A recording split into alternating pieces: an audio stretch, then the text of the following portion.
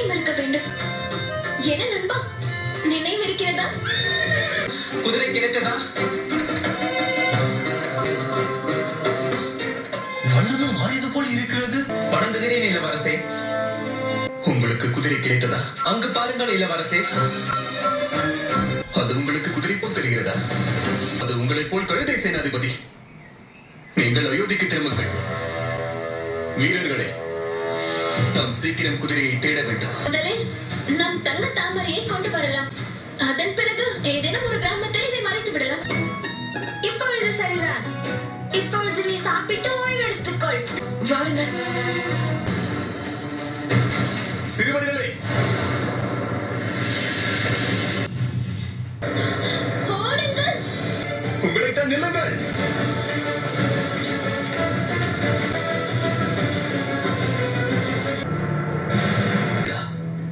உங்களை நான் அயோத்தியில் பார்த்தேனே. அந்த இரு சிறுவர்களும் அயோத்தியில் பாட்டு பாடியவர்களா? இல்லை, அவர்கள் இல்லை. நீங்கள் என்னுடைய அசுவமேத குதிரையை பார்த்தீர்களா? உண்மையை கூறுங்கள். இல்லை என்றால் உங்கள் உயிருக்கு ஆபத்து ஏற்படலாம்.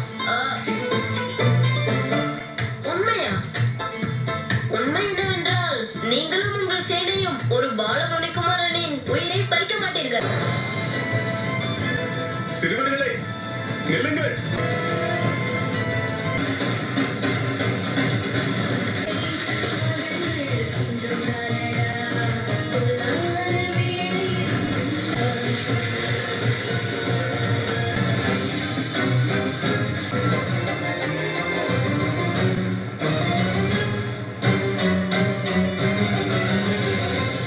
இதுவரை காத்திருந்தார்கள், இனி சிக்குவார்கள்.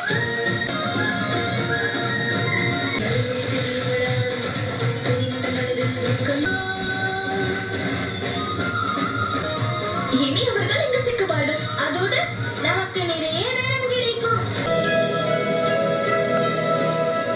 இறுதியில் நாம் முக்கோடலுக்கு வந்து விட்டோம். அங்க பார்த்தாயா, தாமச நதி. அதோ அங்க பார், சோனா நதி. அதோ வலதுபுறமாக வருகிறது. நாம் வெகு சீக்கிரமாக தங்க தாமரையை எடுத்துக்கொண்டு கிளம்பலாம். அப்பொழுதுதான் அங்கு யாராவது வருவதற்கு முன்பு குதிரையை சென்று அடைய முடியும்.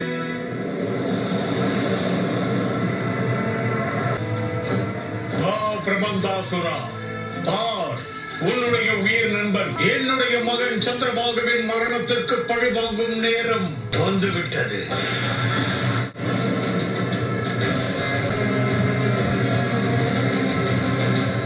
ஆயிரம் முகன் ராவணன் வாழ்க. நன்றி எனக்கல்ல, அந்த பாலகர்களுக்கு சொல்.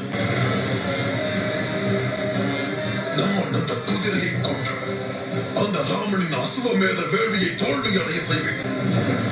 அவசரப்படாதே. நான் இந்த குதிரையை கொன்று நேரடியாக ராமனை யுத்தத்திற்கு அழைப்பேன்.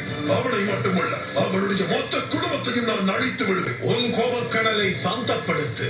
பலத்தால் அல்ல, புத்தியால் செயல்படு. ஒரே நேரத்தில் அனைவரையும் கொல்வது ஆனந்தமா, அல்லது அவர்களுக்குள்ளேயே குழப்பத்தை உண்டாக்கி அவர்கள் ஒருவருக்கு ஒருவர் அடித்துக் கொண்டு சாவதை பார்ப்பதில் ஆனந்தம் உள்ளதா?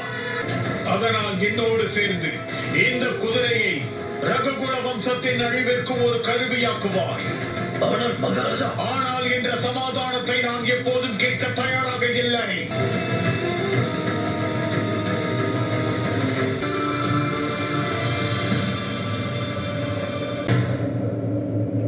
என்ன ஆயிற்று சேனாதிபதி? சத்ருகனன் ஏன் தங்களை அனுப்பி வைத்தார்? என்னை மன்னித்து விடுங்கள் மகாராஜா. அவர் என்னை வெகு சீக்கிரம் அயோத்திக்கு திரும்ப வேண்டும் என்று கட்டளையிட்டார். ஏனென்றால் என் கண்காணிப்பில் வேள்விக்கான குதிரை துளைந்து விட்டது. குதிரை தொலைந்து விட்டதா? வேள்வியின் பலன் அசுர சக்திகளிடமிருந்தும் விபத்துகளிடமிருந்தும் காப்பாற்றும். வேள்வி குதிரை லவனுக்கும் குசனுக்கும் கிடைத்து விட்டது. இதில் இன்னும் ஏதேனும் துயரம் மீதம் உள்ளதா? அல்லது தேவர்கள் ராமனின் வேள்வியை ஏற்கவில்லையா? அடைய வேண்டும் என்றால் வழியில் தடைகள் வந்தே தீரும். ஏனென்றால் என்னுடைய தெய்வம் நாராயணன் அவதரித்ததை உலகில் வலிகளையும் வேதனைகளையும் அனுபவிக்கத்தான். ஒரு வகையான நெஞ்சை அருந்துகிறார். ஆனாலும் அருந்தைய நஞ்சை எவ்வாறு நான் உடலுக்குள் செலுத்த விடாமல் இருக்கின்றேன்? உங்களுடைய கழுத்தில் விஷத்தை தடுக்க நான் என்னுடைய சக்தியை பயன்படுத்தினேன். ஆனால் இங்கு ராமன் செய்த இருவரும் இணைந்திருக்கும் சுகமும் இல்லை. கிடைத்ததா? தங்க தாமரையை விடுங்கள். எனக்கு சாதாரண தாமரை கூட தென்படவில்லை. அங்கு பாருங்கள்.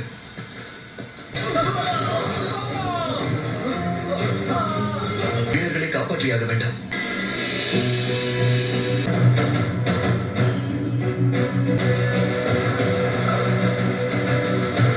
அண்ணா, கிடைத்து விட்டது. தாமரை கிடைத்து விட்டது.